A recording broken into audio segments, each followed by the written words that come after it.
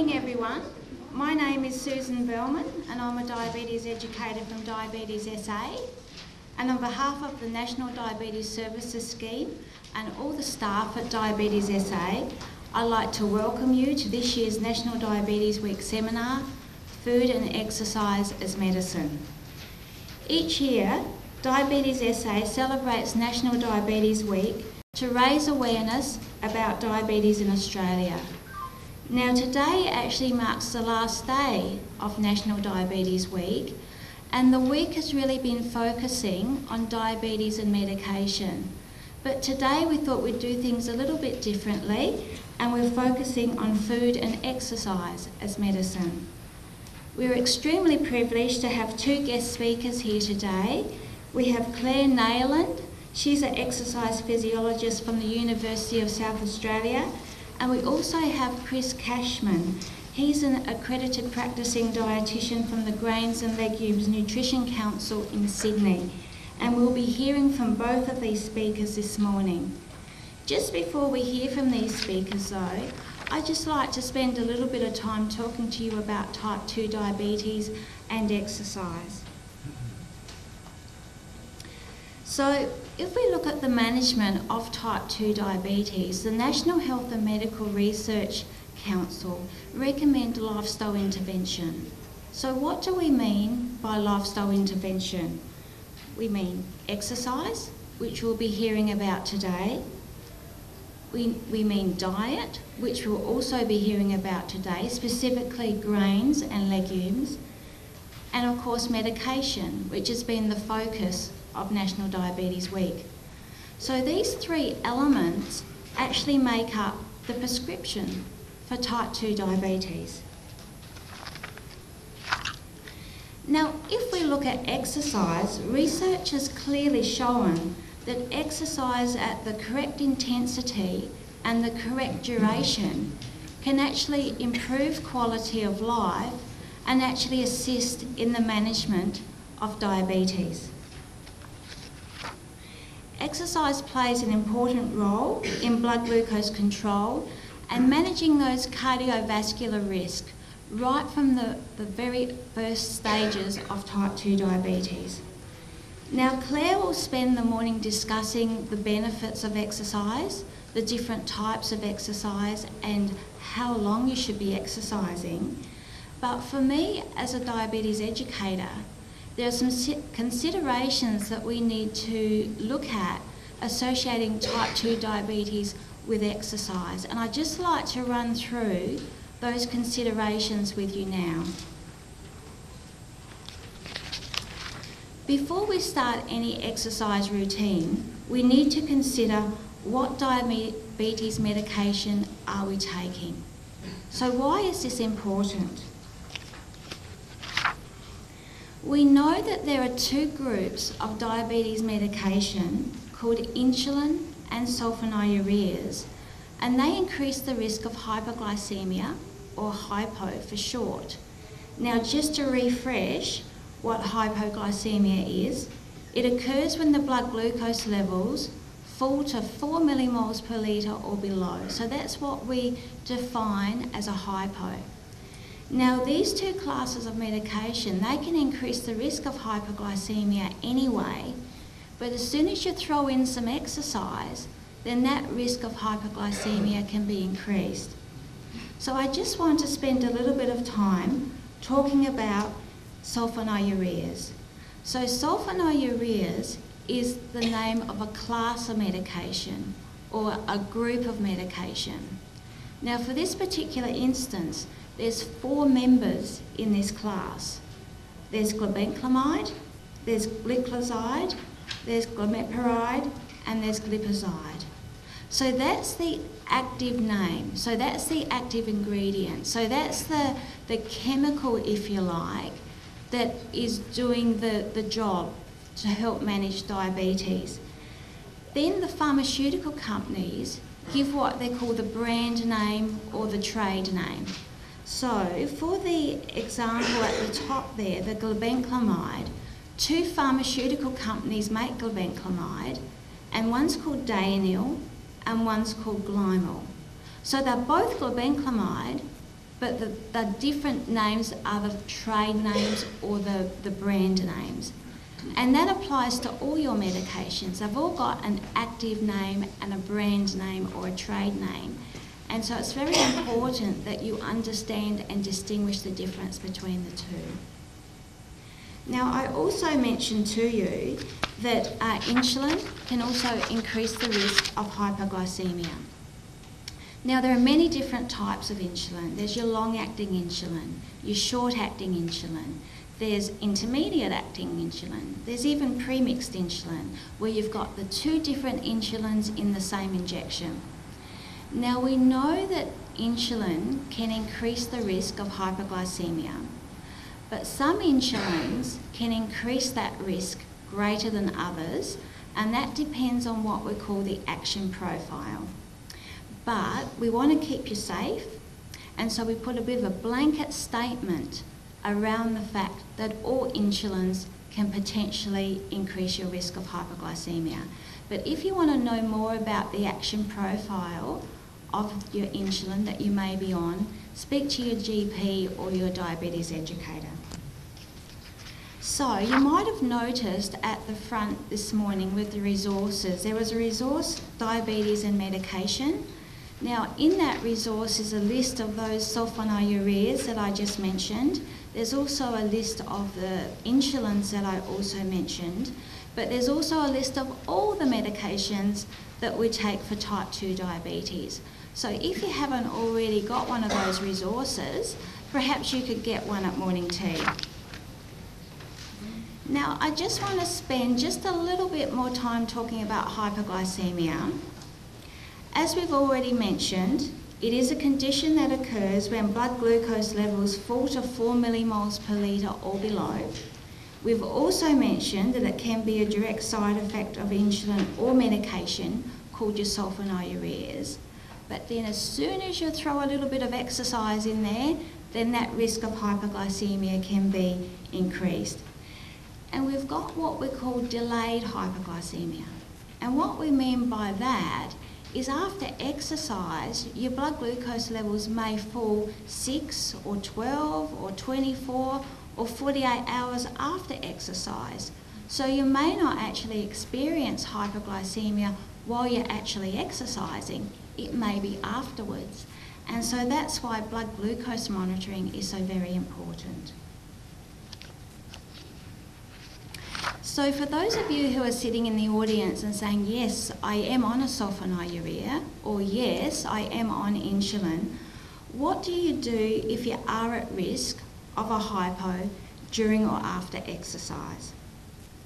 I guess I've alluded to that already. You need to check your blood glucose levels. You need to check them before you exercise, during exercise if you're able to, and after exercise. And it may be that you need to have a little bit more carbohydrate the days that you exercise.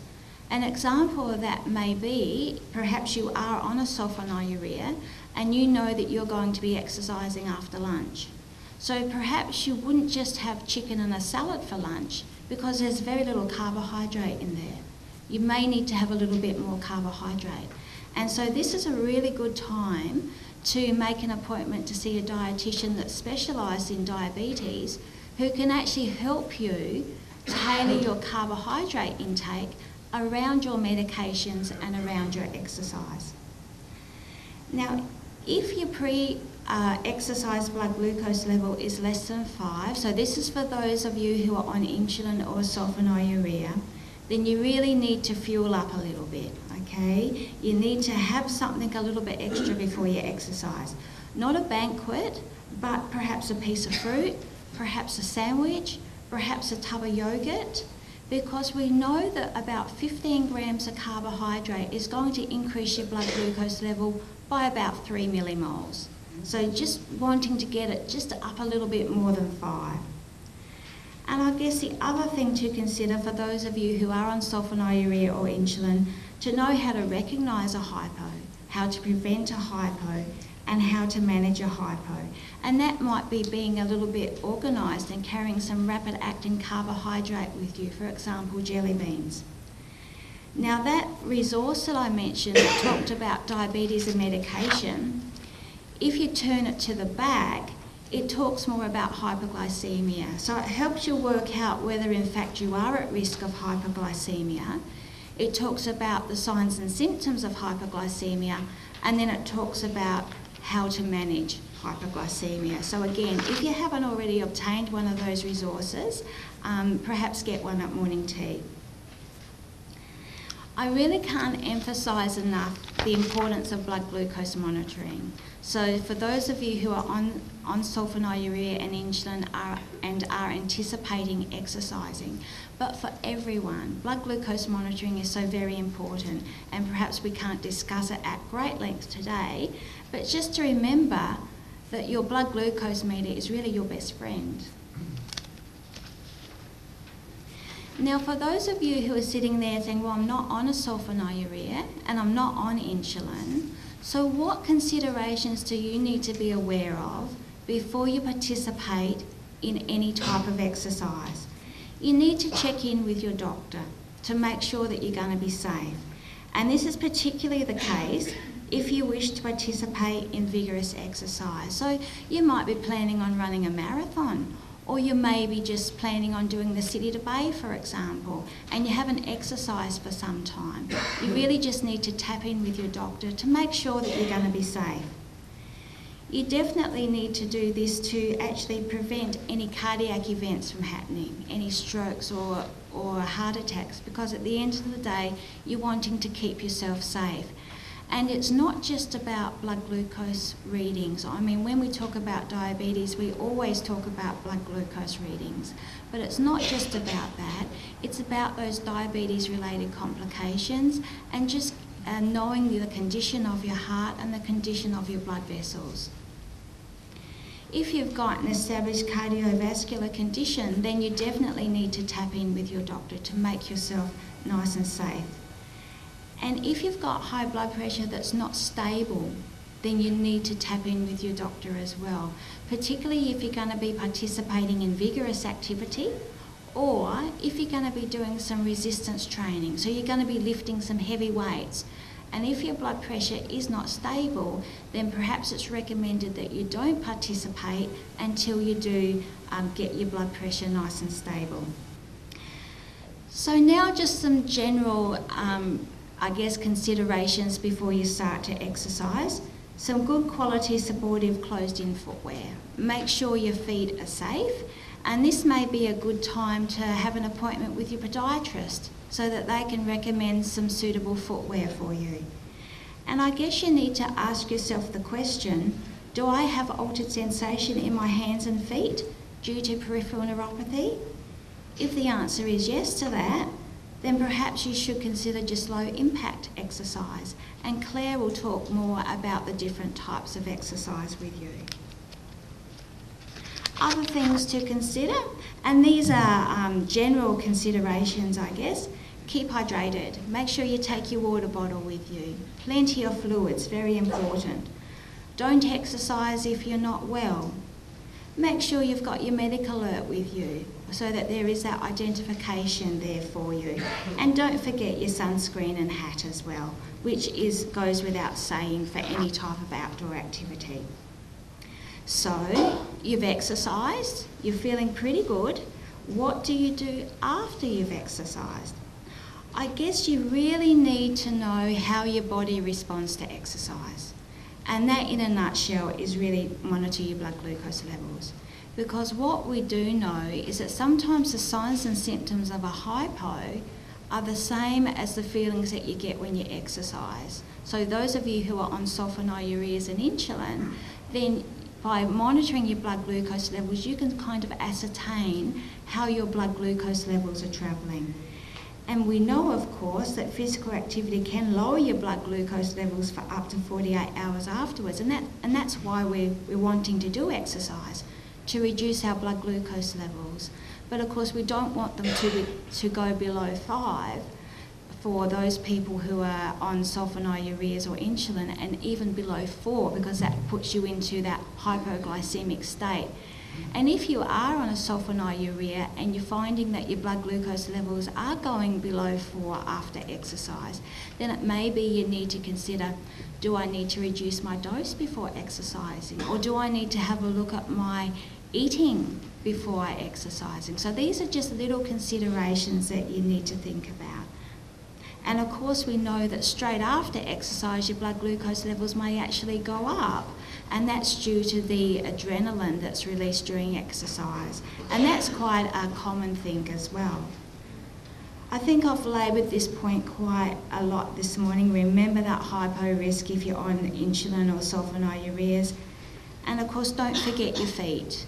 Check to make sure you haven't got any blisters, any areas of redness, any cracks, any calluses, anything that can potentially develop into an infection. You want to make sure that your feet are still all good. And finally, it would be advisable to ask your doctor for a referral to an exercise specialist, such as an exercise physiologist. Now, on that note, I think it's quite appropriate to introduce our very first guest speaker for this morning, Claire Nailand. I'll just give you a little bit of background about Claire. Claire completed a Bachelor of Applied Science, Human Movement and Health Studies in 2010. She continued her studies further in 2012, studying a graduate diploma in clinical exercise science.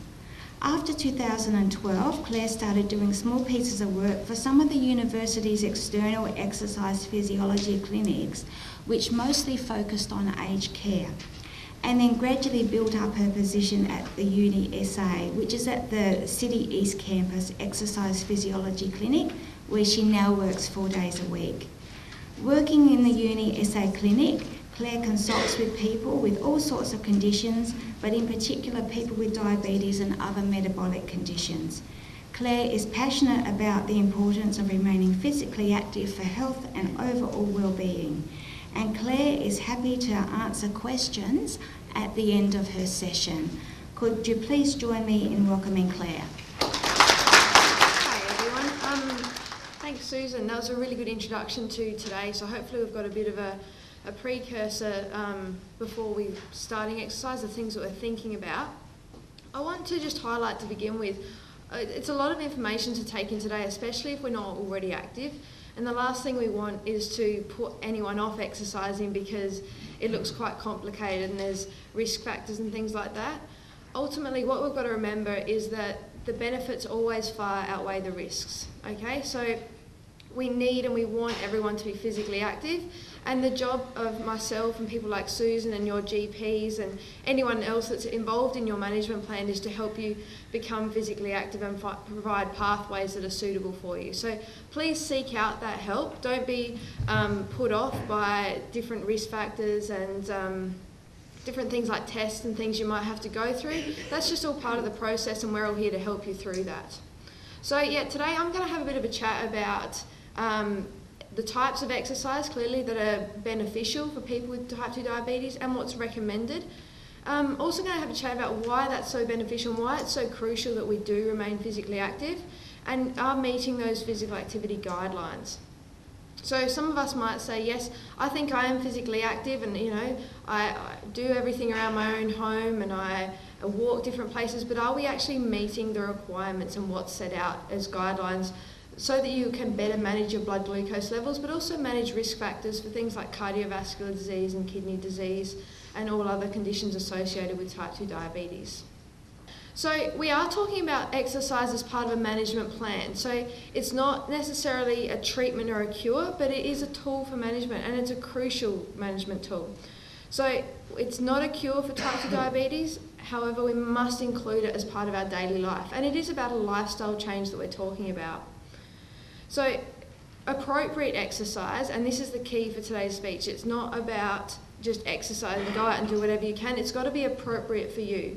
And what's appropriate for you might be different to what's appropriate for the person next to you, even though our guidelines are the same. Everyone's an individual, and we need to treat you as individuals.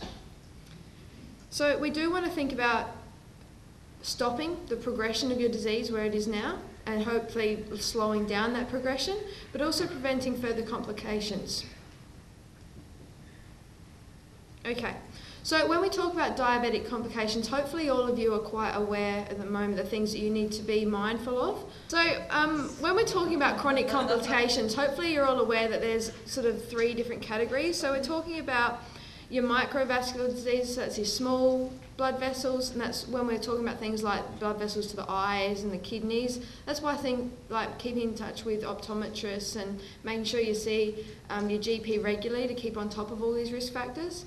Then we've also got macrovascular diseases, so macro being large blood vessels, so things like blood vessels to your heart, the rest of your body, but also to your brain. So that's where we're talking about managing cardiovascular disease, managing stroke symptoms as well, so stroke disease.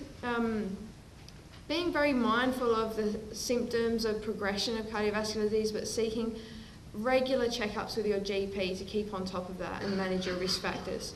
And then lastly, obviously, our neuropathy, which is damage to the neural system and the nerves, which is why testing for things like sensation, as Susan referred to before and after exercise, and making sure that we keep on top of that is also very important. Okay, so here we go. We can see just an overview of different diabetic complications. So this is, if you can see here, I mean, most of these conditions can, in the long term, become quite severe, but if we can manage these in the early stages, there's no reason why we need to be overly concerned about these in the long run. Okay, so let's have a look at, what is the evidence around the benefit of exercise with type 2 diabetes.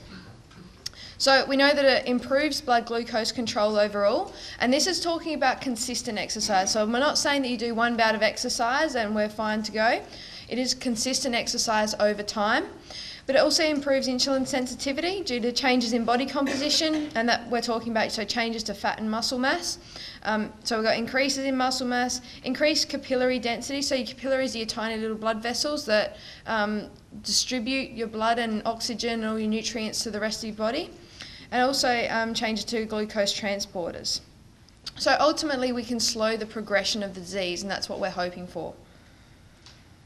Okay, so like I just said, it's really important that we recognise that the short-term benefits, so those changes to blood glucose levels and insulin sensitivity in the short term following one bout of exercise only last for around 72 hours. So that's why it's so absolutely crucial that we have that consistency with our exercise. So you can see that if we lose those benefits and those changes to our glucose control after 72 hours, then it's important that, every couple of days that we are performing regular exercise and something that's suitable for us. So consistency is the key and absolutely crucial. Okay, so the effects of exercise long term.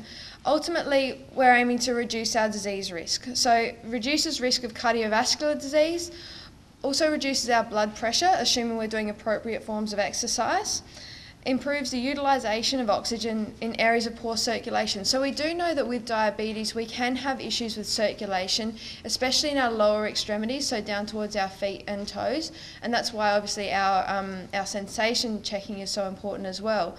But if we can, even if our circulation is compromised slightly, if we can maximise the utilisation of the oxygen that does get there and the nutrients that does get there, then we're improving that ability of the tissue to stay healthy and viable.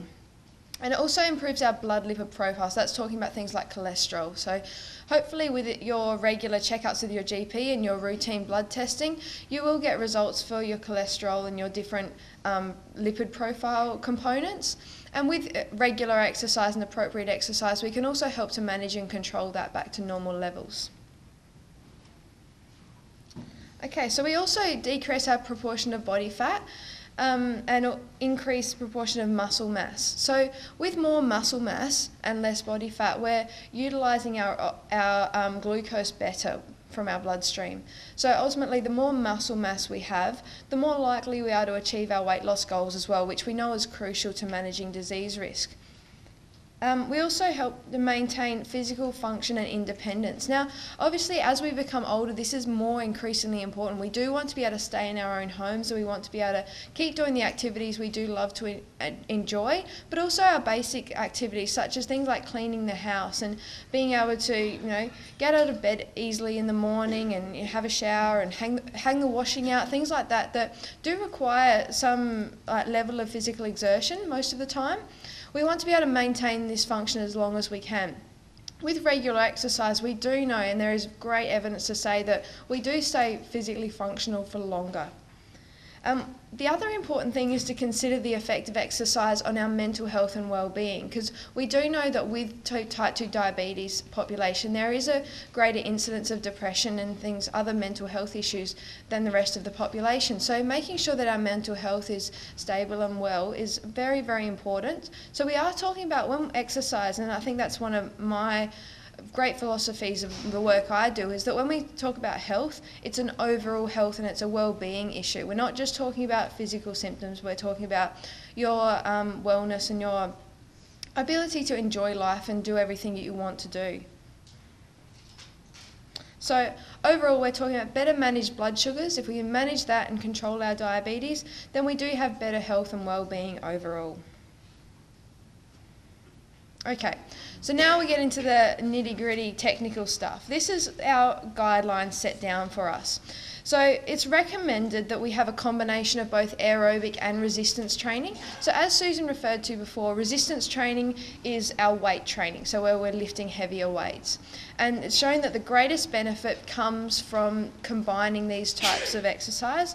Plus, it's always recommended that we do some flexibility, range of motion type work in there as well.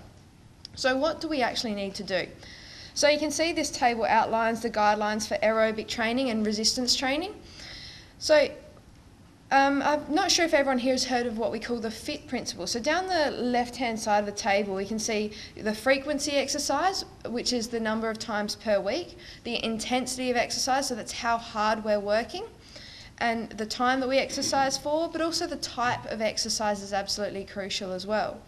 So for your aerobic training, which is sort of your cardiovascular fitness training, we're recommending 3 to 5 times a week. So that's, you can see that consistency factor there. It is quite regular that we need to exercise. And the intensity is sort of 50 to 80%. So that's quite a wide range.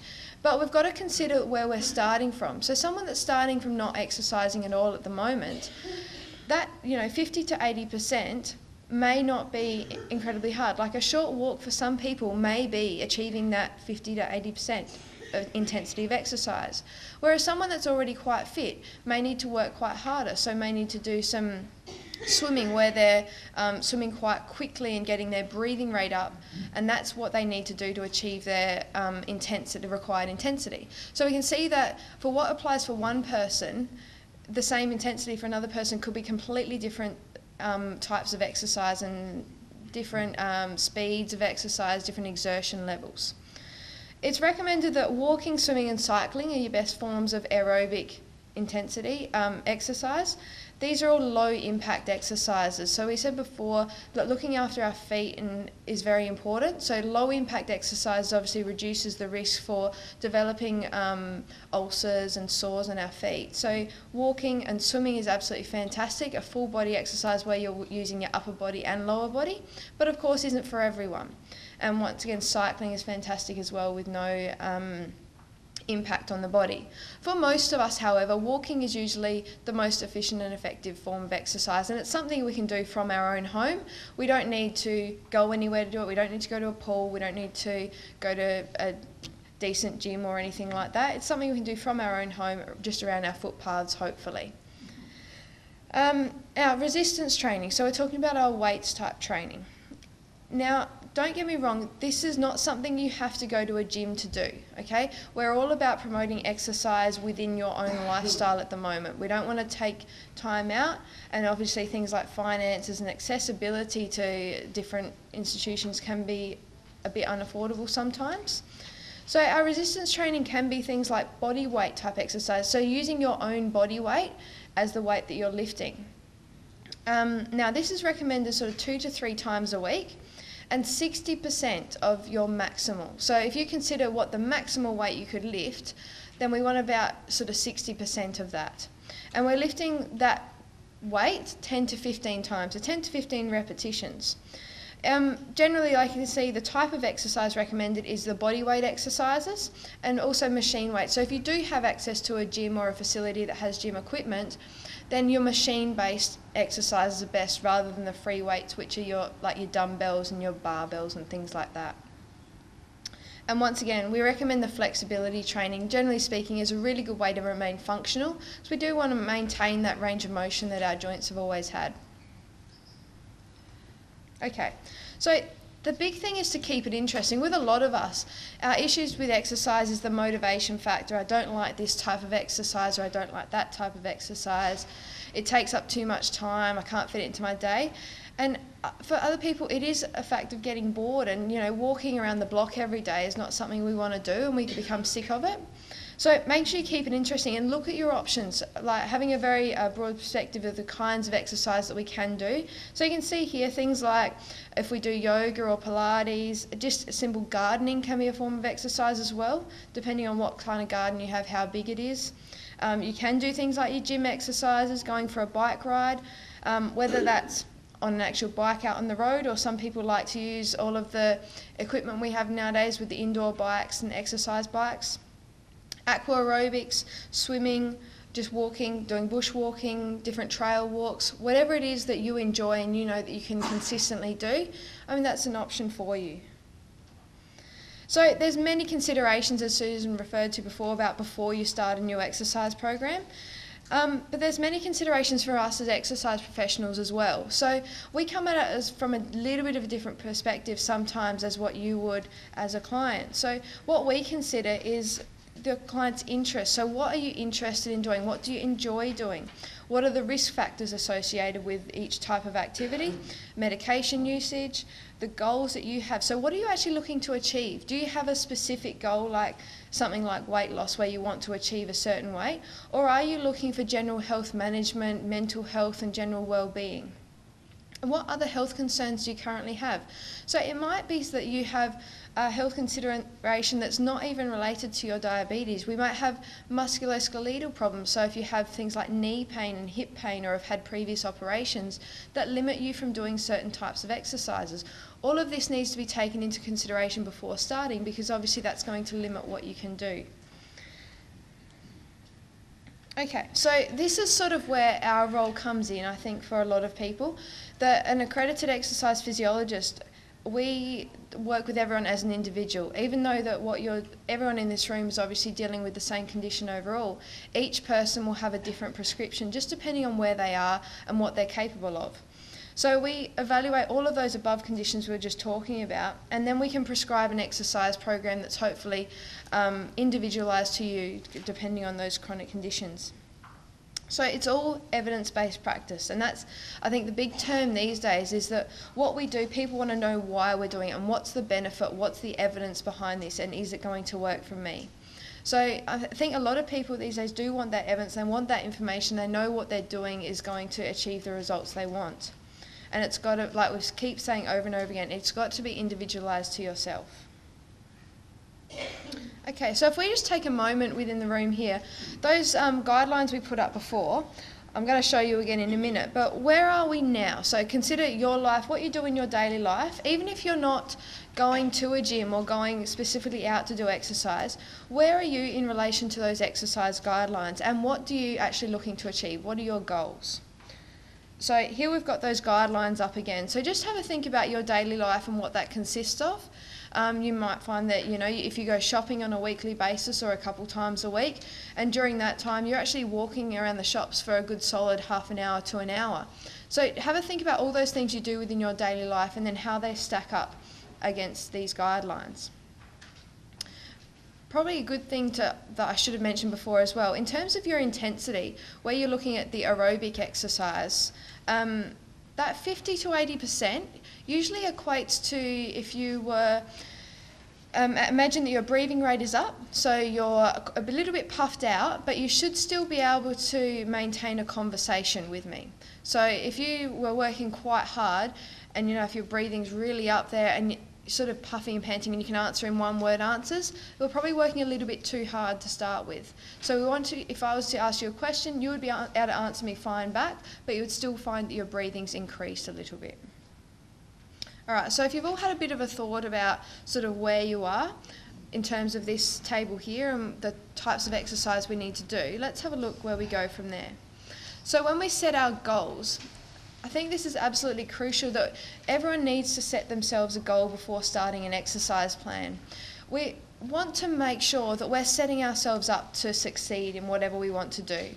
You need a goal to work towards. If we don't have a goal, then there's nothing to motivate us towards achieving that. So considering making yourself, and everyone can do this for themselves at home if they want to, but make yourself a SMART goal. So a SMART goal is a bit of an acronym, and it comes down to making it S-M-A-R-T. So I've got that wrong. I've written SMART in the first one. So the first one shouldn't be SMART. It should actually be specific. So your goal should be specific in saying that it can't just be generally, if your goal is weight loss, it should be specifically, okay, I would like to lose 2 kilograms. So it must be a set weight, a specific goal that you can actually see and achieve. It should be measurable. So if you give yourself a goal of sort of 2 kilograms, or you're controlling your blood sugar levels between a certain range, that's something that you can measure and you can see it and you go, yes, I'm actually achieving this goal. It should be achievable. So consider where you are at the moment and what you can realistically achieve and what you can reach. So if we set ourselves something that's way out of the ballpark, that's going to be so long away that we're going to lose track of it and we're going to lose that motivation to achieve it. So it should be also very realistic. So something that we know that we can achieve. And timely is the last one. So like we said, setting yourself something that's going to take you 2 years to achieve, it's likely that in that 2 years we're going to lose that motivation and lose that drive to achieve that goal. Setting these SMART goals before you start exercise, whether it's with the help of an exercise professional or with the help of your doctor or dietitian, is absolutely crucial to achieving the goal you want to. So, and don't get me wrong, this can be applied to every scenario of your life, so not just exercise. This can be a diet goal that you set yourself, a diabetes management goal, an exercise goal, anything at all you're doing within your life and behavioural change. This is absolutely crucial. So this is something, if you were to consider you wanted to start increasing your exercise activity during the week and starting a new structured plan. If you went to see someone like an exercise physiologist, this would be part of the process and actually setting you a SMART goal to begin with. Our next thing to consider, and this is obviously the biggest factor for all of us, is your barriers. So what's actually stopping you at the moment and what could stop you in the future from changing your exercise behaviour and achieving those goals that you've set yourself. So have a bit of think in your heads for 10 seconds or so, and I'm sure all of you can come up with something. And I'm going to show you a list in a minute that's a few barriers or limitations for people that are usually the common ones. Most people won't just have the one barrier. It'll usually be that we have 5 or 6 or so that come up. And so part of setting those goals to start with is to think about, okay, I know this about myself. I know these are my limitations and I know that these are my barriers. So let's think of strategies and how I'm going to tackle these when they come up. So set yourself out to succeed from the beginning. So here's a few barriers that we're likely to start with. Often it's a fear factor. So like I was discussing with before, don't let all of this information, I know it is a lot, but don't let this be scary and don't let the thought of, going to your GP and having tests and worrying about the risk factors put you off of starting exercise. Low motivation, time and time management and prioritisation. For those of us that still work, this is often a big factor as well, or we have a lot of family commitments.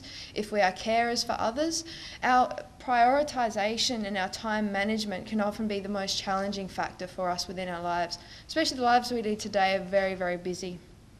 So like I said, family and work commitments, energy levels and fatigue, so that can be a great factor as well. So sort of some strategies we can come up with around that kind of situation is, if we know that at the end of the day we often feel quite tired, sort of after that 3 or 4 o'clock mark, and that's not going to be a time when we're going to be motivated to exercise, let's not set ourselves the goal of exercising after that time. Let's exercise in the morning. So set yourself very specific goals. Finances, considering it's a bit of a parody, I guess, that now previously we were paid to be physically active. Our work used to be physically active and that's where we got our activity, whereas now we have to pay to be physically active. We go to a gym and we have to pay for a pool pass, all of that kind of thing. So our lifestyle has shifted in the last sort of 20 to 30 years, and I think considering that, you've got to be very mindful of what you can realistically achieve financially. So we may want to go to a gym, but that might not realistically be affordable for us. So what are our other options? Facilities and accessibility, depending on where we're located. Often people in rural settings have less access to things like gyms and pools and things like that, but also even in metropolitan areas, if we're setting ourselves the goal of walking, but you know that you're worried about falling or things like that are a worry for you, and our footpaths are poor in your area, then if that's not an option, what else can we do? Other things are a lack of support, not knowing what we should do. So just having so much information bombard us from the health and fitness industry these days. It's all over the billboards and it's on TV, but it's all conflicting. What do we actually need to do? So that confusion often puts people off. So I encourage everyone, if that is a problem for you, seek out an exercise professional and find out what is good for you.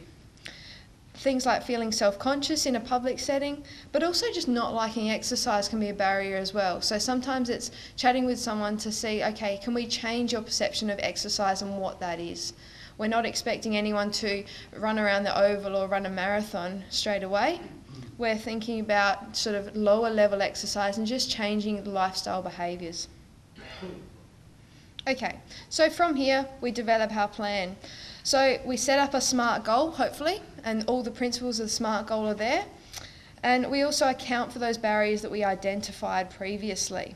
So if that plan doesn't offer strategies to overcome the barriers, we're setting ourselves up to fail. So I like this saying down the bottom that in failing to prepare, we're preparing to fail. So keep that in the back of your minds all the time. So set yourselves up to succeed.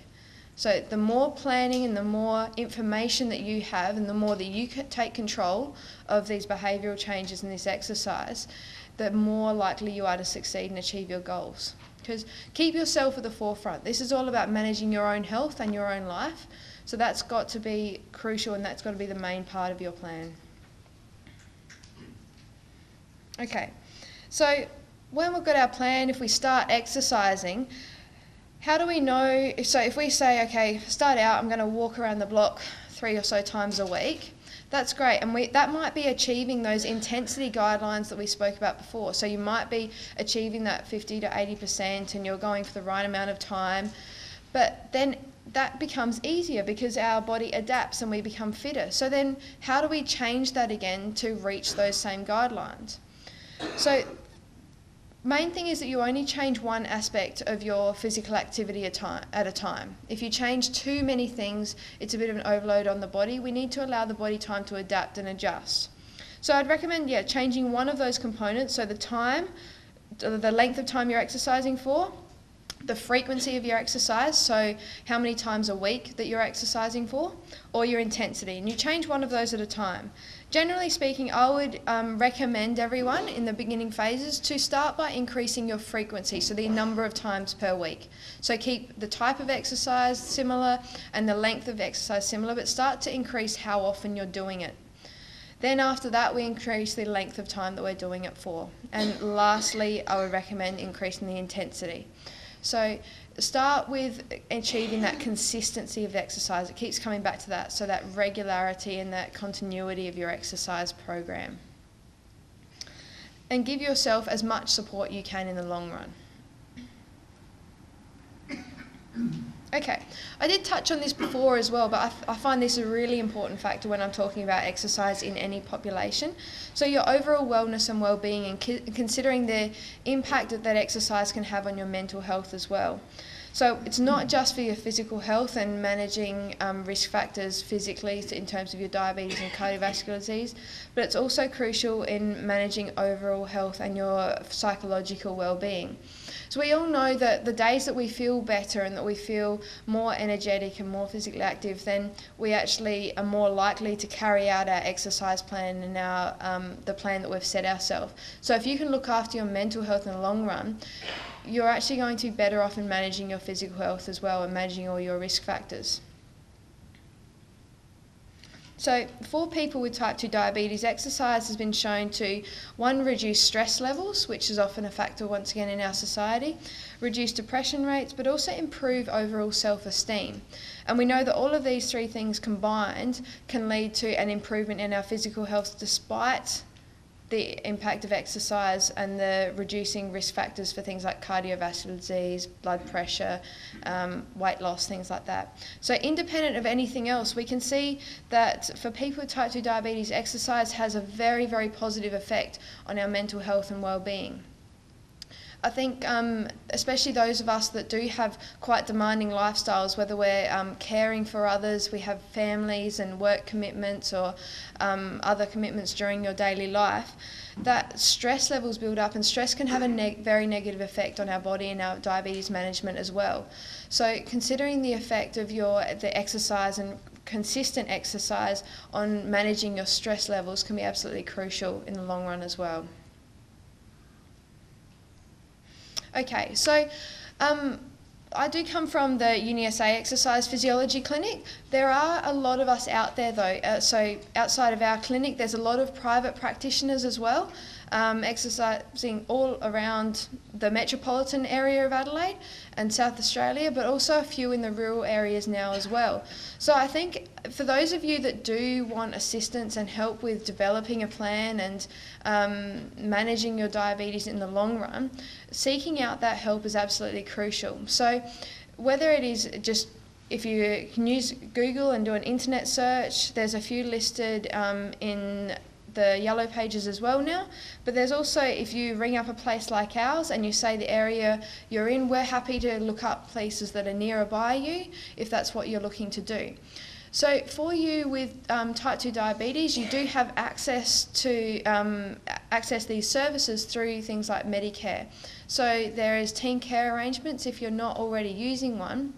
These enable you to access 5 allied health visits per year with different allied health professionals. So not just us, they can get you visits with a dietitian, diabetes educator, psychologist, podiatrist, all of your allied health, and you can choose to use them how you please. So you need to see your doctor if you're looking to access that kind of thing. But you also have access to a type 2 diabetes management plan. It's a group services plan, and that enables you to access group services and group support with someone such as an exercise physiologist, dietitian or a diabetes educator. So I think keeping those options in mind as well when you're looking to access those services is a really good start, and at least will be enough to get you going. The other options are, so you can see our clinic here, we've got gym facilities, also an exercise physiology clinic. The other advantage is that there's a lot of students coming through as well. These students really, really want to work with people. They means that you can get reduced price services as well. You're assisting them by sort of helping them to practice their exercise prescription, but you get a much better benefit from these as well. The biggest focus from exercise physiology point of view is that we want you to be able to go out and manage your blood sugar levels and your diabetes on your own. So it's not about keeping coming back and again. We want to educate you to be able to go out and make decisions for yourself and make changes to your exercise plan by yourself. So I think if that's something you're looking to access, feel free to please look it up or call us and try and find access to someone near you. But like I said, the student services are also available, and they're a much cheaper option for people as well, but you're still getting that same sort of service. So if you do have any other questions, please, we'll have a question time afterwards as well. So I'm happy for people to sort of raise their hands and ask me now. But if you'd like to approach me one-on-one afterwards, I will stick around for a little while outside as well. And if you're looking to sort of, if you're interested in coming in to see us at the clinic, or if you want to try and see someone else, just please let us know, and then we can see where to go from here. I'd first of all just like to thank Claire again for her really informative talk, and could we please thank Claire for her...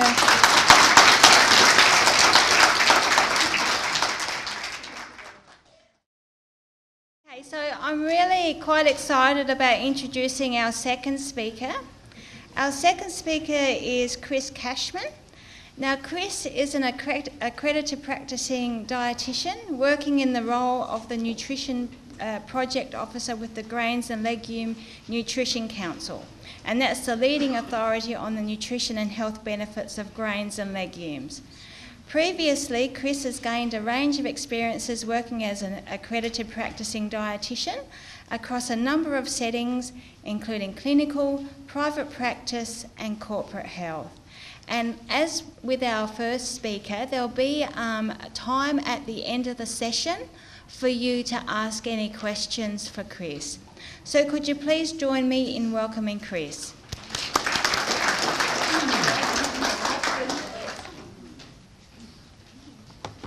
Thank you very much. So I'll try and speak really loud so everyone can hear me. So today, as a great introduction, thank you very much. So today I'll be talking about food is medicine and focusing on grains and legumes. And just to give you a bit of a further, I guess, a background to the Grains and Legumes Nutrition Council, one of our key roles is to monitor and review the science on grains and legumes as part of a balanced diet, and then communicate that for various audiences, whether that's health professionals, consumers, Australians, or people with type 2 diabetes as well. So that's where it's a key part of our role, and so I'm very happy to be presenting today. And as we mentioned, there'll be question times at the end, and yeah, so looking forward to it. So first of all, I just thought I'd like to reflect on the theme for today, which is food is medicine. So this concept has been around for a long time. So an ancient Greek philosopher and physician was quoted saying, "Let food be thy medicine and medicine be thy food." And so I guess this concept that food is medicine is really important, and it's as relevant as it is today as it was back in 400 BC. And so hopefully today you have an idea of and have confidence in what types of grain foods are important as part of a balanced diet and how they influence your health, and also confident in making healthier choices with grain foods and legumes as well. And if you're not sure what legumes are at the moment, I'll explain that. So my goal for today is to educate you all on the importance of choosing good quality grain foods and legumes as part of a balanced diet for health, well-being, as well as to help manage your diabetes. And then at the end, I'll also be providing practical tips, and I'll challenge everyone here to choose 2 or 3 that you feel that you can include in your diet in the next week or months, and then note down the other ones and see how you can progress and to improve your diet over time. So as an outline for today, I'll be going through the key recommendations in terms of dietary management for all people with diabetes, and then I'll be going into discussing what a balanced diet is, which you may be familiar with, heard some of that before. Then I'll be going into what's to gain from grains, identifying healthier choices, and then giving some recommendations for choosing healthier choices. Then lifting the lid on legumes. So if legumes, if you're not familiar with legumes, or if that's something that you're, not as confident with including those foods or cooking those foods in your diet, that's what I'm aiming to address today. So giving you an idea of what types of foods this food group represents and how you can include them in your diet. And then, as I've said, at the end, while I will be providing tips and suggestions for you to increase your legume intake and to choose quality grain foods throughout the presentation, at the end I'll bring those all together and provide practical tips as well as more information on food choices, and then after that provide a summary of the key points. So as I mentioned, the key recommendations, so this is based on the international best practice guidelines for managing diabetes, and these are the key recommendations for all people with diabetes. And so I just wanted to go through these one by one. So the first is to receive dietary counselling and education from an accredited practicing dietitian, and also educators like credentialed diabetes educators. So this is I can't emphasise this point enough. If it is that you have seen a dietitian in the past, but you haven't seen one in the recent past, or if you haven't seen a dietitian, I'd really encourage you to see a dietitian, because first and foremost, the recommendations have changed over the past over the past few decades, they've changed slightly. And so it's really important for you to stay updated and to have support in making healthier choices, in monitoring your blood glucose levels, and achieving better health outcomes with your diabetes. And as I said, using Diabetes South Australia as a resource there is really important. So I'd encourage you. And if I'm going through the slides and you're thinking, you've got a really personal question about this brand or your favourite type of food, that's where, using a dietitian to kind of work through those individual points is really important as well.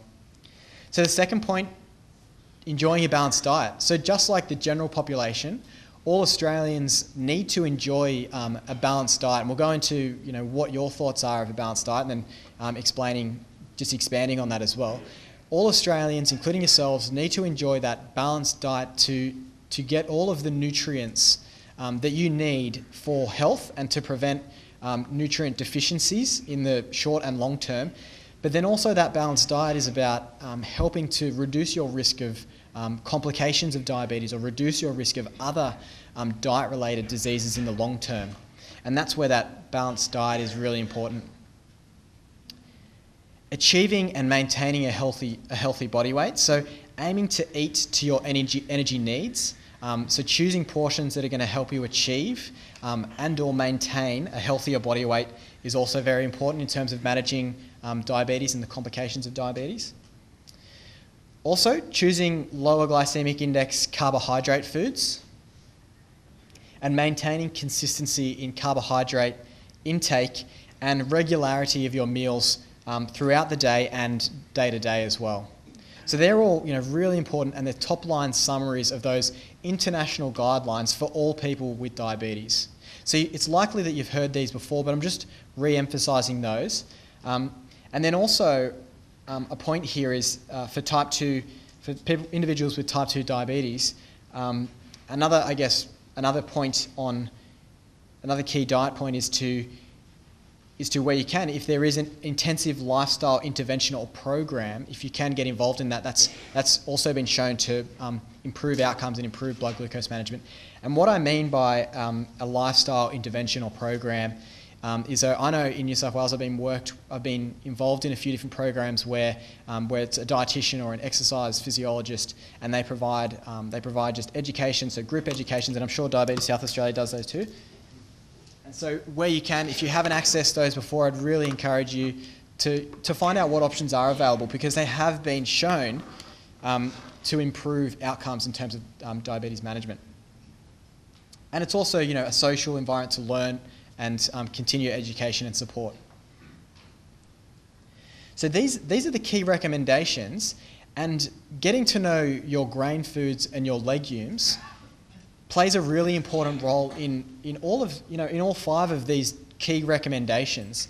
And so hopefully today you coming into it knowing, get a bit keen to learn a little bit more about grain foods and understanding that they do play a role.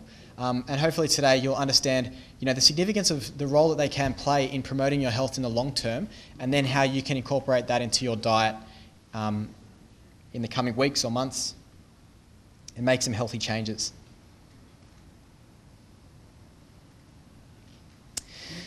So next I want to talk about building a balanced diet.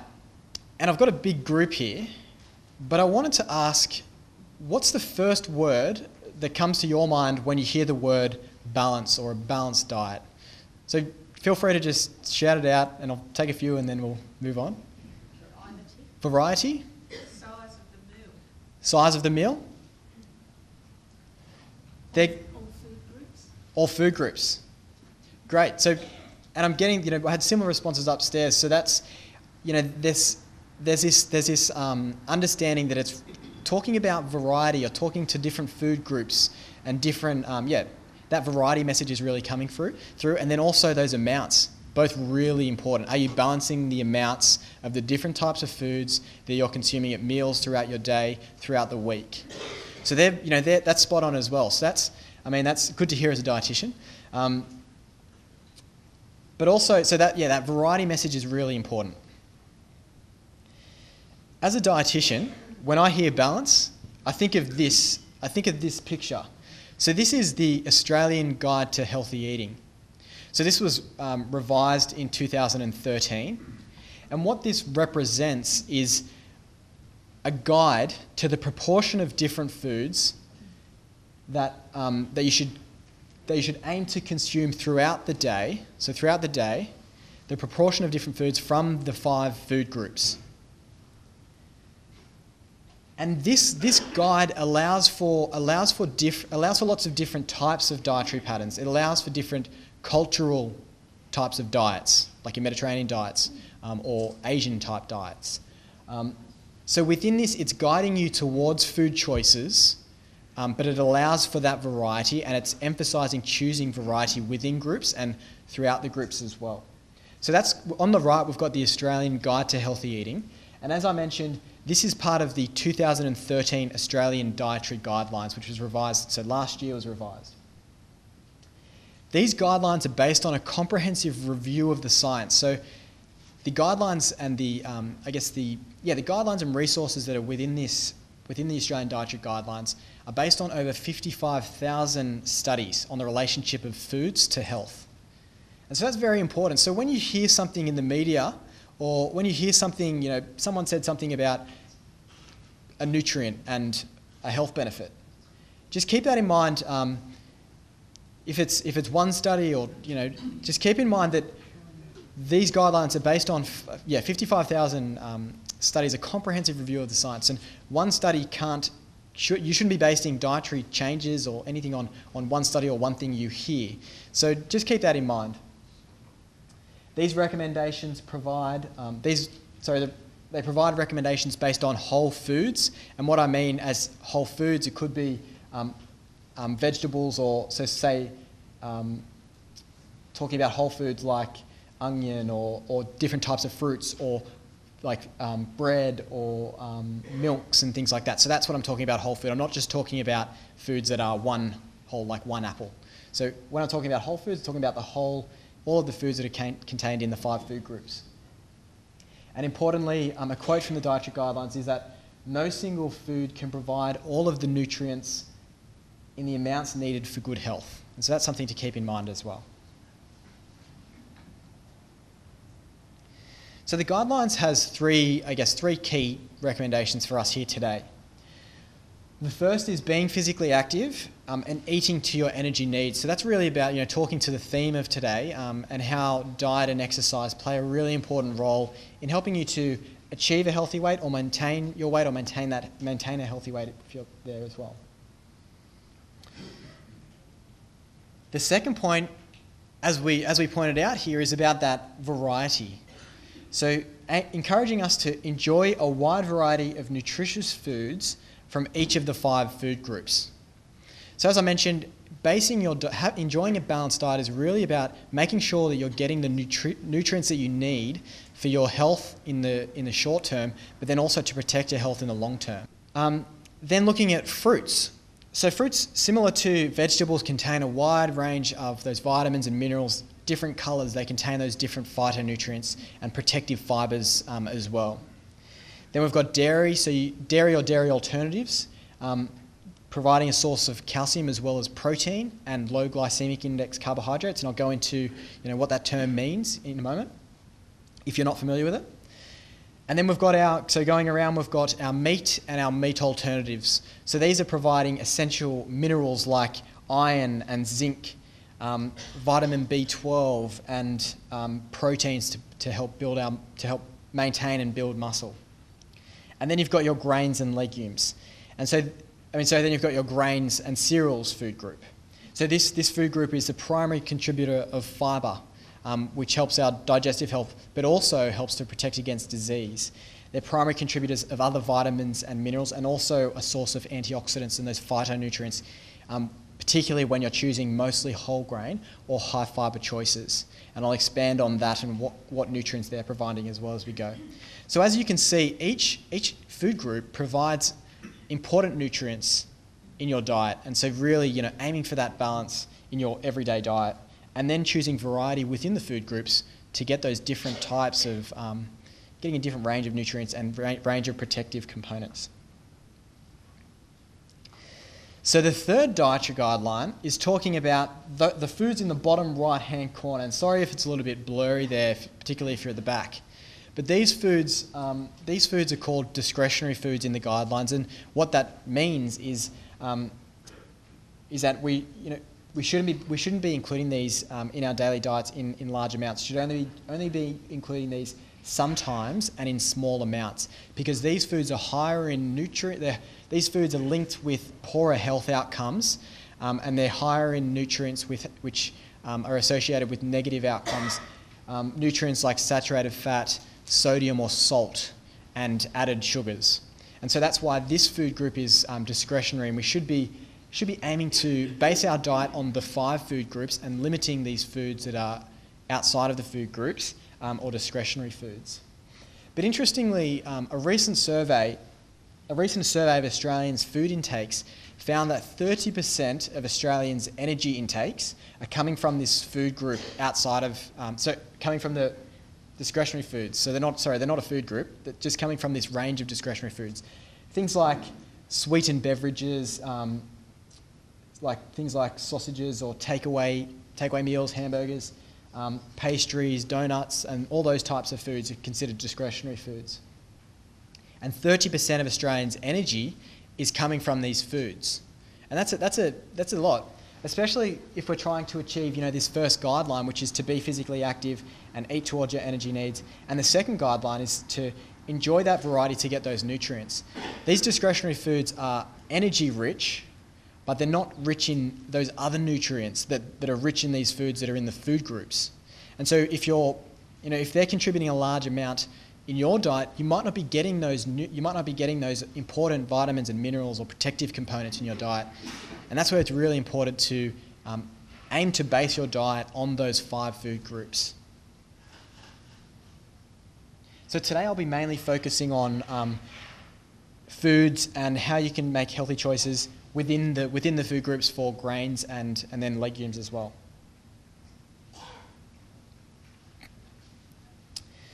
So as we just saw, just have a think for a moment. We just looked at the 5 food groups. How many of those food groups contain carbohydrate? Just think about that. So I've heard all of them. So you're spot on. So in your grains and cereals, obviously a source of carbohydrate. Your vegetables, you've got some starchy vegetables in there, but you've also got legumes as a source of carbohydrate. Fruits, obviously, they've got that sugar, which is carbohydrate. And then dairy as well, naturally, lactose has that sugar as well, which is a carbohydrate. And then in your protein group, so it's good that people have identified this, but your legumes and beans, they're a source of protein, but they're also in that meat and meat alternatives, and they are a source of carbohydrate as well. And so all of these carbohydrate foods are recommended as part of a balanced diet. So they contain important nutrients, and it's about choosing quality choices, and then also making sure the amounts you're choosing are appropriate for your individual circumstances, your lifestyle, what medications you might be taking, your blood glucose monitoring levels, and things like that. So we know that carbohydrates are in all of these food groups, and we know that carbohydrates are an important thing to be considering if we're looking to manage our blood glucose levels. So it leads that grain foods and legumes influence our blood glucose levels, and just like any carbohydrate foods, it depends on the amounts that you consume, the types that you consume, and I'll be going into that, when you consume them, when your last meal was, and then when you consume them in the day, in comparison to medications or exercise that you may have participated in, and then also your body's ability to control your blood glucose levels. And I guess that also relates to if you've been physically active, or if you've been sick, or if and your medication regime as well. So these 4 things are really important to consider when in terms of carbohydrate foods, and grain foods and legumes are really important to get your head around as well. To achieve this, we want to achieve a steady blood glucose range throughout the day by maintaining that consistent carbohydrate intake in appropriate portions. We want to avoid the red line here, which maybe having larger amounts of carbohydrate at a meal instead of spreading it out through the meal, or choosing the wrong types at your meals, and then your blood glucose levels are going to be all over the place, and that's going to increase your risk of negative health outcomes or complications in the long term. So aiming to achieve that steady balance throughout the day. So in terms of grains and legumes, today I'm going to be touching on the amounts. I'm going to really focusing on the types of grain foods that are available and the types that are healthier choices for your health as well as managing your blood glucose levels. And then also timing, just touching on that as well.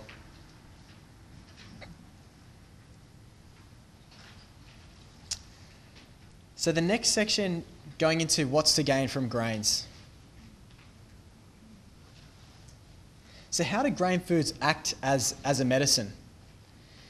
In the same recent survey that they found that 30% of energy was coming from discretionary foods, we identified that grain foods are the leading, so they're the number one source of fibre in Australians' diets. They're the number one source of folate, so fibre, so that's really important for digestive health. And we also know that fibres not only improve your digestive health and keep you regular, they're also really important in disease prevention. While you may have heard of dietary fibre, you might not know that dietary fibre actually represents a wide range of different fibres, and all of them act in slightly different ways. And we've got a fact sheet that's available out there. They all act in different ways to promote health, and some are really effective at helping to manage blood glucose levels. So these fibres are health protective as well as digestive health, good for your digestive health and well-being. Grain foods are also the number one source of folate and thiamine. So these are both B vitamins, and they have a number of roles to keep you healthy and to maintain your well-being, including helping you unlock energy is one of their kind of mechanisms that they work. Grain foods, interestingly, is also the number one source of iron, magnesium and iodine, so 3 essential minerals in our diet. And also, of course, the number one source of carbohydrates, which influence our blood glucose levels. And so we really want to have a good understanding of carbohydrates in order to manage our blood glucose levels in the long term. In addition to those health benefits with whole grain and high fibre, there's health benefits with lowering the overall GI of your diet. So just really briefly, in case everyone wants a refresher of what glycemic index is, glycemic index is a measure of the rate that the carbohydrate in your food is broken down into your blood and influences your blood sugar levels, blood glucose levels. So on the right, we've got a diagram. And so, for example, if you had a high GI white bread, for example, versus just a low GI white bread, the high GI would represent the white line. So that it's going to increase. It's going to be broken down faster. At a faster rate, it's going to increase your blood glucose levels to a greater extent, and then it's going to drop faster. Whereas the low GI has that slow and sustained release of the carbohydrate, and is reflective of better blood glucose measures or monitors. Now, you may have noticed that when you've eaten something that is high GI, and you've tested your blood glucose levels and noticed that your blood glucose levels are much higher than when you've eaten something similar that might have been a low GI product. So that's the concept of glycemic index, which you may have already been familiar with. Lowering the overall glycemic index of your diet by choosing lower GI options more often has been linked to obviously improved blood glucose management, and that's going to reduce the risks of complications in the long term. Also helping prevent and manage overweight and obesity, and also reduces the risk of heart disease and some cancers. So similarly to choosing whole grain and high fibre, lowering the overall GI of your diet has this range of health benefits for the long term. So to do that, as I mentioned, choosing low GI grain foods in preference for higher GI grain foods helps to improve that overall GI of your diet. And I'll go in and give you some food choice examples, and so hopefully you're more confident than you were when you came in today about what to look for in terms of grain food choices. If you're at the supermarket and you're unsure, one thing you can do is look out for the GI symbol, which you may have seen. So products carrying this logo, that means that is a carbohydrate food, that is a low GI carbohydrate food. In addition, if you're interested to find out if your favourite brand and you're at home, or your favourite type of grain food or favourite type of any carbohydrate food is low GI or not, you can look at their database. So that's where you can go and type in wholemeal pasta, and then it'll give you a glycemic index. It'll give you its tested glycemic index, and that will allow you to identify whether that's a low GI food or a high GI food and how that compares. So they're just two ways you can identify high and lower GI foods. So now moving on to what are grains? So grains are also known as cereals. Are the edible seeds of the grasses family of plant foods. So, as I mentioned, they're seeds. So they contain all of the nutrients that a plant needs to grow into a plant, and so they're nutrient dense. Each grain is a little package of nutrition. So they do look like they're seeds. They look like they're seeds. And so, if I can remember, we've got red sorghum up the top here. And so these are either as they are whole, or in some cases they're just cracked in half or chopped up finely. So at the top we've got sorghum, then we've got triticale, then we've got rolled oats, brown rice down the bottom left, then maize or corn, which some people aren't as familiar with. That's considered a grain, and that's really finely chopped up there. And then also on the right we have barley. So this is how grains. On the previous slide we saw like a head of wheat, and where the grains are all together. And once they're harvested, this is pretty similar to how they look. And this is what you may think of when you hear about whole grain. So these are all whole grain. They contain all of those parts of the original grain or the original seed, and they're nutrient dense. What some people don't realise is that you can also have whole grain foods like whole grain breads or whole grain breakfast cereals or whole grain pasta. And how those foods are made is that the original whole grain is then milled into a flour, so just chopped up really finely into a flour, and all of the original parts of those whole grains is still in that flour. So all of the nutrition is still there. It's been changed into a flour instead of all individual grains, and then that flour can be used to make a pasta or a bread. And so those foods are still considered whole grain, and that's when you've got wholemeal flour, that's whole grain flour. It contains all of the original parts of the whole grains in there. So that's just something which isn't well understood. So hopefully you're got a little bit more understanding of what that is, and that you can find whole grain in foods like wholemeal breads and that as well. But this is how they start off. And so, as I've mentioned a few. Some other grains include wheat, millet, teff. You can get different types of freekeh, and then different types of wheat include spelt or kamut or encorn or farro. And some of these you may never have heard of, but in the last few, and they're not widely consumed. They're certainly not widely consumed, but these are all the different types of grains. And in the last few years, there's been this emergence of more variety of different types of grains that are available in the supermarket. And so that's where you can choose different types, mix it up and get that variety.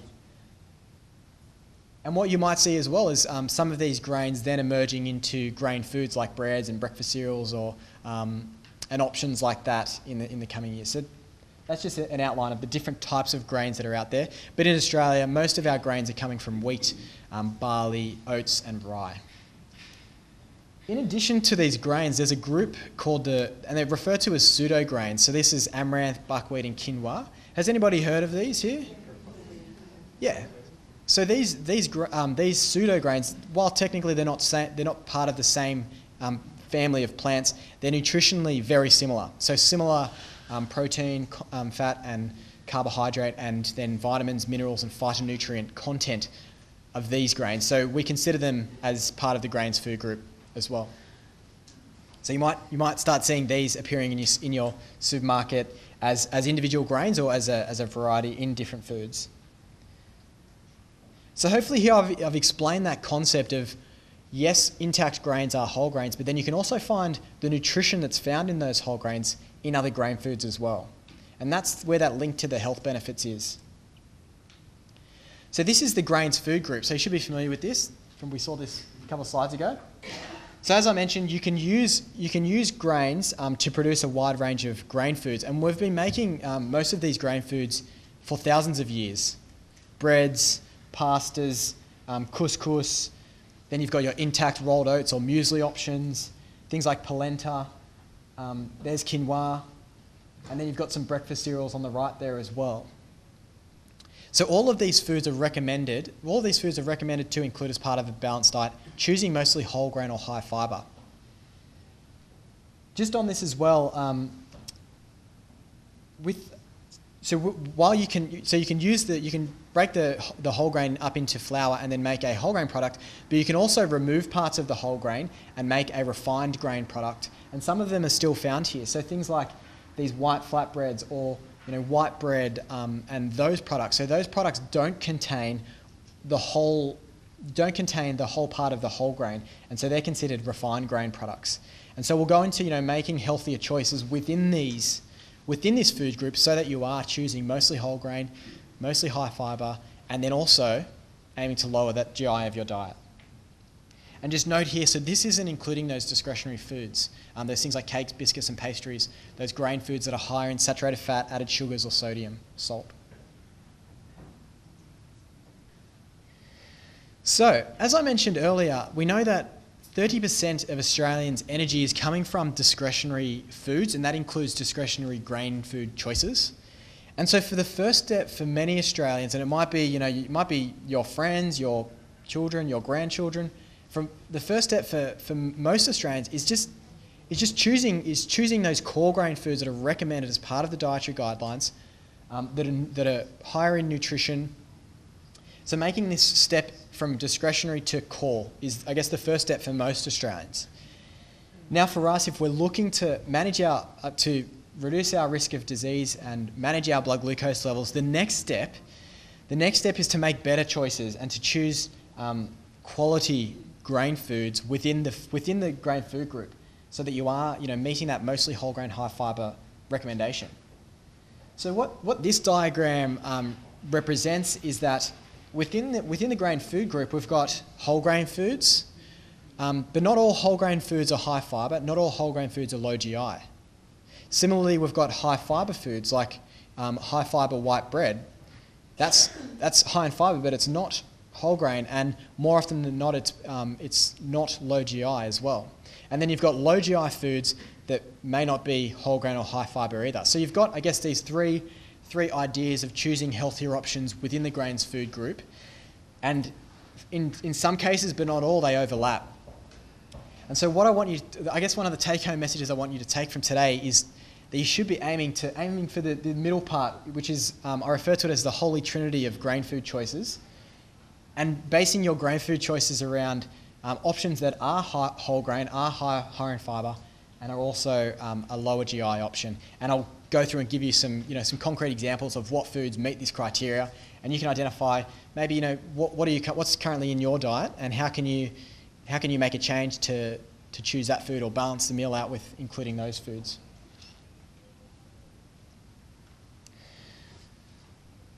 So to continue to get your brain around grain foods, just focusing on whole grain and high fibre.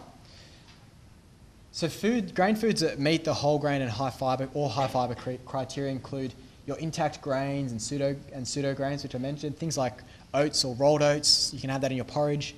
Things like quinoa, rye and buckwheat or bulgur, which is wheat-based.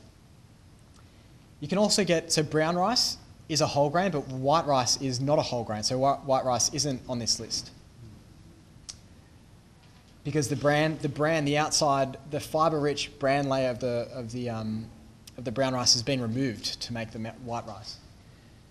We've also got wholemeal and multigrain breads. They contain whole grains, and they are also generally higher in fibre. Whole grain breakfast cereals like wheat breakfast biscuits or Wheat Bix, and flaked whole grain cereals, things like Sustain or Guardian, those types of products, they contain whole grain as well. Whole grain crisp breads, wholemeal pasta or wholemeal couscous, and then also things like all bran or bran-based cereals. They also meet this criteria of whole grain or high fibre. And so I've got some images here, and just to point out, the bottom two pictures of crisp breads and pasta, they're both whole grain options. Might not be clear on the image there that you're seeing. So now moving on to complete this, to the holy trinity of grain choices. If we just focus on the low GI bottom left-hand corner here, on the left-hand side of the screen, I've included these products which aren't whole grain and are not high fibre, but they're low GI. So just to demonstrate that point that there's these foods that don't meet all criteria, that aren't low GI, whole grain and high fibre, they sit outside that. So things like pasta, any pasta that's cooked al dente is low GI. Traditional white sourdoughs are also low GI. Some types of Asian noodles are, and also you can get low GI white rice, but not all white rices are low GI. So you need to, if you're looking for a white rice that's low GI, then you need to be mindful that you make sure either it's likely that it'll have the low GI symbol, as I mentioned before. That's a marker that that food is low GI. So now on the right, I've included a list of these foods that meet all of the criteria. So those intact or cracked grains or pseudo grains, low GI brown rice, some wholemeal and whole grain breads, and that's where not all but some, and I'll give some more examples later on. Wholemeal sourdoughs, they're low GI, whole grain and high fibre. Barley or oat-based breakfast cereals, things like mueslis or porridge, they're great. And then wholemeal pasta as well meets the criteria there. If you reduce the portions of the wheat bix and then balance that out with the milk and the fruit, you're working towards lowering the overall GI of your diet to get those health benefits in the long term. So you can do the same with dinner meals or snacks. And so I guess that's one way to do it. If you've identified that the food that you're consuming at that meal or snack is a higher GI food, then reducing the portions and aiming to include or supplement that with a lower GI carbohydrate food. And then also maintaining consistency in your carbohydrate intake and the regularity of your meals throughout the day is really important as well. So they're the key recommendations for grains. And now just to add to the points I made when the question came up, the amounts of grain foods and legumes that you consume at meals and snacks should really be individualised based on your individual circumstances with the support of an educator. If we're talking about dietary choices, an accredited practicing dietitian, and then also a credentialed diabetes educator. Because the amounts that are going to, I guess, optimise your blood glucose management are really going to be dependent on your lifestyle, how much physical activity you're doing, your medications, and what your blood glucose measures are coming up when you're monitoring them. Again, when we're talking about portions, we want to be eating, when we're talking about amounts, we want to be eating to our energy needs to meet that first guideline for the dietary, meet the first guideline, which is outlined in the dietary guidelines, but also one of those key recommendations in managing diabetes that we saw at the top of the presentation. You may not have had an education on counting or being able to estimate carbohydrate intakes yet, and this is, I guess, a really key part of managing blood glucose levels. So I'd really encourage you, if this is something that you haven't had a good education on or feel that you struggle with, it's really important that you understand this. And so, getting involved in some of the group educations that I know Diabetes South Australia performs, and just reading up on that will really give you confidence in being able to, manage your blood glucose levels by more accurately estimating the carbohydrate content of grains and legumes, but also all carbohydrate foods. So I won't go through these I won't go through each of these, but it's clear to see that different grain foods vary in their carbohydrate content in the amounts. So it could be, and that's where, going through that education and having an understanding or having this tool with you so you can, when you're at the supermarket, identify the carbohydrate content using this resource, because you don't have to memorize it. If you've got the tool or you know where to get the support, then that can also be beneficial.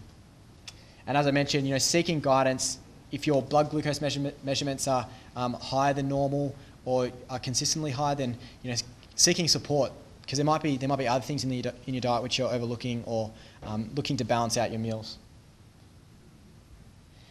So we've gone through what's to gain from grains, and now we're moving on to lifting the lid on legumes. So does everyone know what the legumes food group is or refers to? Beans, yep. Yep. So, yep, spot on. So we recently ran a survey, and around 3 out of 4 Australians said that they knew what the legumes food group was. But then when we put a range of legumes and legume foods in a list of fruits and vegetables and grain foods, only about half could consistently identify, those legume foods. So it's good that there's some understanding here. So legumes are also known as pulses. And in that recent review of the dietary guidelines, they stated that for Australians to increase their legume intake to an amount that was, I guess, in line with modelling nutritious diets, they had to increase their intake of legumes by 470%.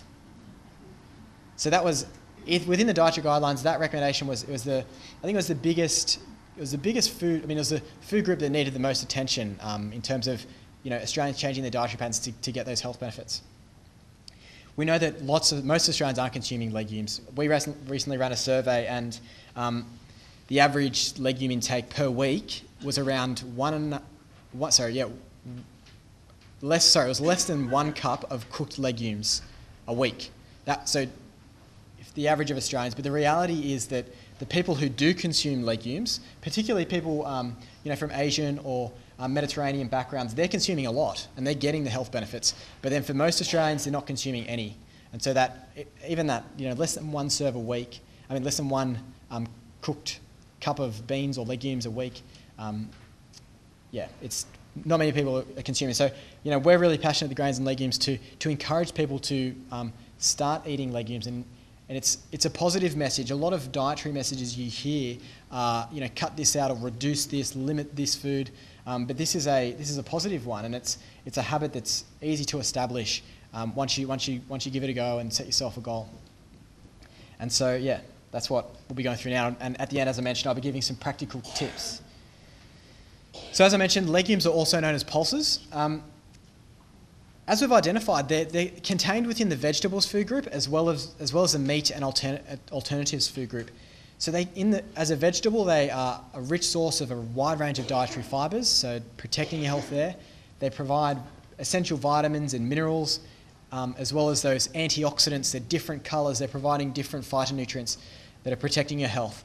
And then also uniquely, they're also a source of protein. Okay, they're also a source of protein, which is pretty unique for plant foods. So they include beans, peas, lentils, chickpeas, as we identified, and they come dried. And they also come in cooked as canned and frozen products. You might not be familiar with all of these, but legumes are also baked beans. Tofu is a legume product. Legume dips like hummus. Legume meat alternatives, things like falafel or legume patties. Legume patties or legume sausages. They're made using legume ingredients. Soy milk, soy yogurt, those foods, and they're also found in lots of traditional dishes, as I've mentioned. So how are legumes a medicine? So legumes are also that seed, so that nutrient-dense package of nutrition, really. They contain, as I mentioned, a range of dietary fibres, protein to support muscle growth. Most of the legumes are mostly low GI as well, which is great. Contain phytonutrients, B group vitamins, minerals, important for health as well. When we look at the health benefits, people who consume legumes more often experience improved blood glucose levels, improved weight management, improved cholesterol levels, lower risk of heart disease through blood pressure and through cholesterol level lowering, lower risk of some cancers, and then also longevity. So this longevity is referring to reduced risk of, longer life expectancy. And what you'll note is that some of the longest lived cultures, like the Japanese, have the highest life expectancy, and they consume a lot of legumes in their diet. So it's not just the legumes, but legumes consumed within a balanced diet is associated with a lower risk of an early death. And then that's also, with the Mediterranean diet, it's promoted as one of the healthiest diets, and it contains a lot more legumes than the Australian's diet these days. So for a starting goal, and what I'd recommend today, if you don't consume legumes very often, is to aim to eat legumes at least 2 to 3 times each week. And so we're not talking about amounts, we're just talking about frequency, so times.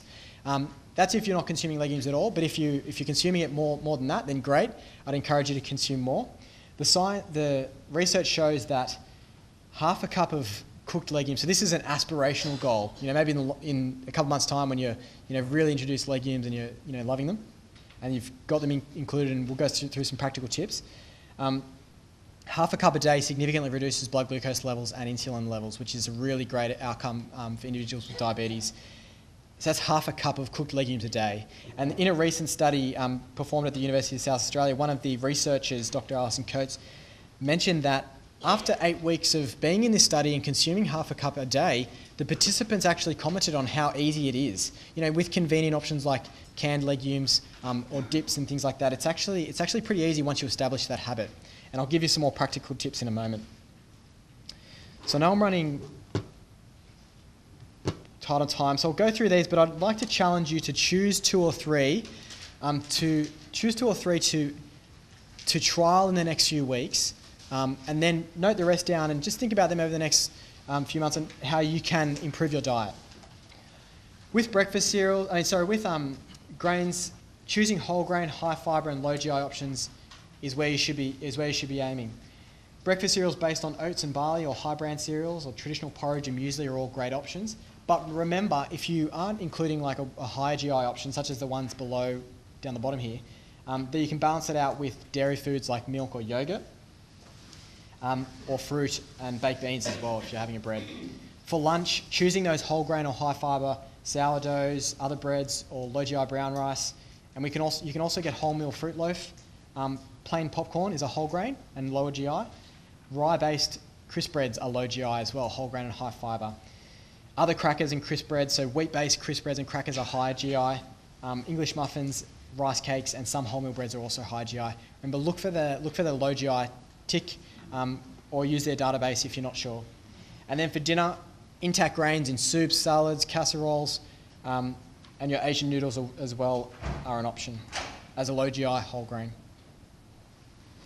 Making basic swaps, so if you can identify any of these products on the left that you consume regularly or occasionally, aiming to just swap it once a week or replace it.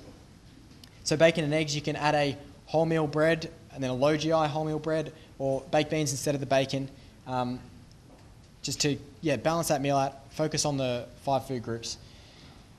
And then we've also got cake, so choosing a raisin toast with a thin scope of spread instead of a cake muffin, going for a legumes dip with rye-based crisp breads instead of corn chips, choosing popcorn instead of potato chips, or fruit or yogurt, or a fruit smoothie with some rolled oats in there as well as an option instead of fruit juice or soft drink, something that's going to fill you up a lot more. So now I'm just conscious of time. Just wanted to let you know that GLNC has a range of recipes that are available, and they're recipes that also, so traditional recipes, but also recipes that incorporate some of these new grains if you're looking to impress some of your friends with a summer salad. Quinoa and wheatberry tabbouleh is one. And then also an easy recipe using bread, a whole grain low GI bread, snack ideas or canapes. Moving on to legumes, as I said, it's so easy. It's an easy habit. Once you've established that habit, you'll find that it's actually pretty easy to continue. So incorporating a canned bean mix into a salad. And what I'll say here is to make sure that you rinse the beans, drain and rinse the beans. That helps to reduce the salt content of canned legumes if you're using these. And it's so easy just to add to a salad if you're having a salad as a side. Really bolsters it up, provides some protective proteins and fibre. So if you've aim to keep one of these, keep these cans in your pantry so they're ready to go and just add to your meals. Using legume dips is also really convenient. So you can, if you're prepared to make it yourself, we've got a recipe on the website. Otherwise, there's lots of different hummus dip options in the supermarket which you can keep and take some portions and have as a snack. We've also got a mung bean dip recipe if you're interested in trying something different. And it's very similar to hummus. It's really nice. Another way is to design an international dish. So traditionally, South American dishes, Mediterranean and Asian dishes had a lot of legumes in them, but sometimes when you get these options or you're making them yourself, the legumes aren't there, and that's where you can really bring that back. So whether it's preparing the legumes from dried to canned, that's one way. And then I've also got some tips here of using baked beans, choosing a soy milk, or incorporating tofu. There are also options. Or using with your warm up with a salad over winter. So, and that's whether you're preparing it yourself, you can add in grains or legumes, and then also, or if you're buying a soup in the supermarket, choose one with legumes. This is probably my favourite one, and it's so easy. Just add legumes to your favourite dish.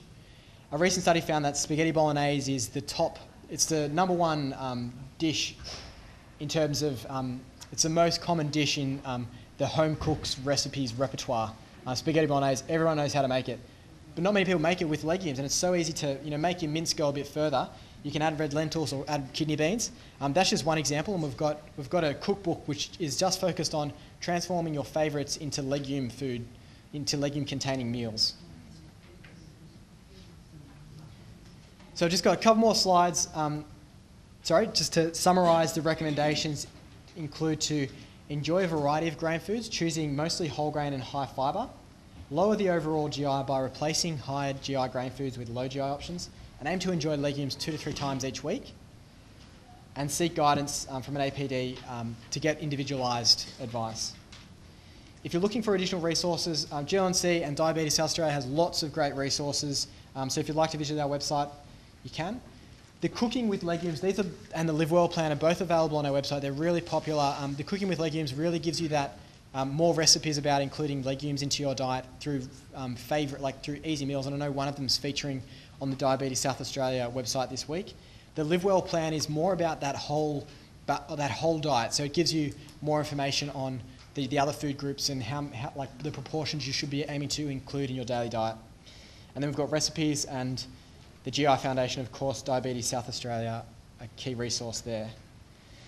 Just 4 questions. My contact details are here, so if you've got any questions after today, let me know. And if you have a Facebook account, we have lots of recipes that come up regularly and tips and tricks, just like I've presented today. So feel more than welcome to join our Facebook community. Could you please join me in thanking Chris?